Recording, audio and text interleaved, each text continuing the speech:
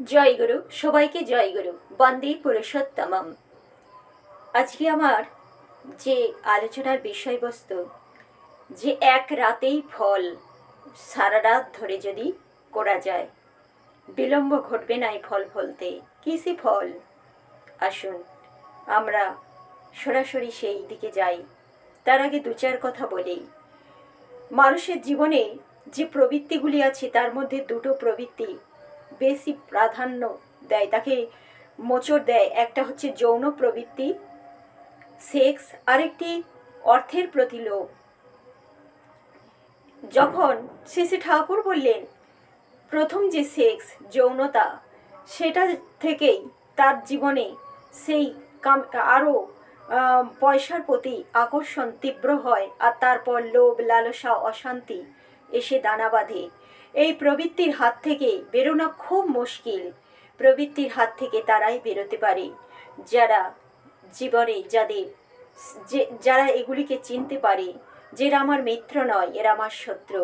প্রত্যেকটি জিনিসেরই প্রয়োজন আছে, প্রত্যেকটি প্রবৃত্তির প্রয়োজন আছে, কিন্তু সেইটাকে কিভাবে কন্ট্রোল করা যায়, নিয়ন্ত্রণ করা যায়, সেটা যদি হাতে না থাকে তখন কিন্তু মানুষ শেষ হয়ে যায় এই প্রবৃত্তির কবলে পড়ে। তো এক দাদা একবার গুরু ভাই শ্রী ঠাকুরের কাছে এসে বলছেন একদিন সকালে প্রার্থনার পর যে ঠাকুর, আমি আজকে ঠিক করেছি চলে যাব, এখানে আর থাকবো না। তখন শ্রী ঠাকুর বলছেন, কেন রে, কি হলো, চলে যাবি কেন? তখন, তোকে কি কেউ কিছু বলেছে?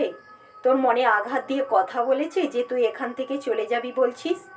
তখন সেই গুরু ভাই বলছে, না ঠাকুর, আমাকে কেউ কিছু বলেনি। তাহলে তুই চলে যাবি কেন?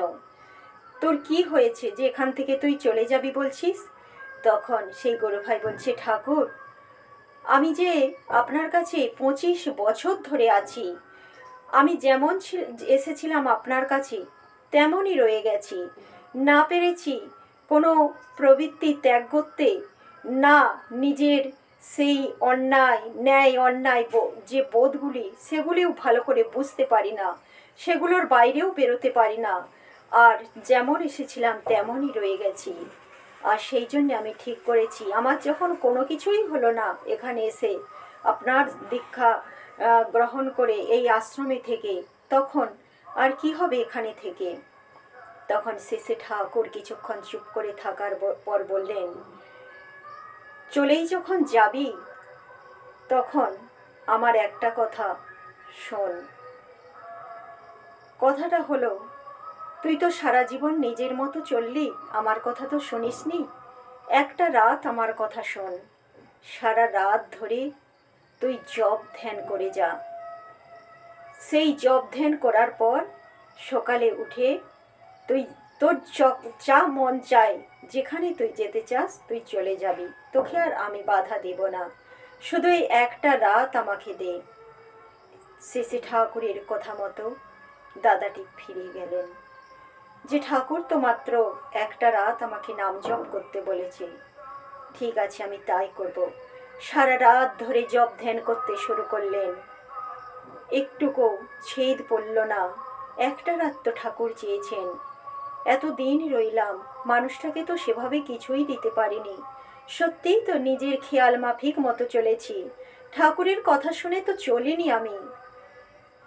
এই ভেবে সারা রাত ধরে নাম করতে বসলেন। নাম যেন তার উপর ভর করল, সেই জপ আর ধ্যান চালিয়ে গেলেন। তারপর সেই কাক ভরে উঠেই ঘরের কপাট খুলে সেই বলতে শুরু করলেন জোরে জোরে, আমার হয়েছে, আমার হয়েছে, আমার হয়েছে, আমার হয়েছে। সেই চেঁচামেচি শুনে সেই আশপাশের প্রতিবেশীরা উঠে, এ কি, এর কি মাথা খারাপ হয়ে গেল না কি রে বাবা, এরকম চেঁচামেচি করছে কেন? তারপর সেই সবাই সে জিজ্ঞাসা করছে কি হয়েছে, কি হয়েছে। সেই দাদাটি তারপর শ্রী ঠাকুরের সেই সকালের বিনতি প্রার্থনা শেষ হয়েছে, এসে ঠাকুরের কাছে এসে হাত জোড়ো করে বলছি, ঠাকুর আমার হয়েছে। তখন ঠাকুর বলছে, তোর হয়েছে? বলছে, হ্যাঁ ঠাকুর আমার হয়েছে। তখন ঠাকুর সবার দিকে তাকিয়ে বলছে, শোন শোন, ওর হয়েছে। তখন বলছি, তোর কি হয়েছে এবার সেটা তো বল। তখন সেই দাদা বলছি, জানো ঠাকুর আমার কি হয়েছে? আমি বুঝতে পেরেছি কোথায় আমার ভুল, কোথায় আমার দোষ, কোন প্রবৃত্তি আমার ঘাড়ে চেপে বসেছিল, কোথায় আমার অন্যায়, কোথায় ন্যায়, আমি সব বুঝতে পেরেছি।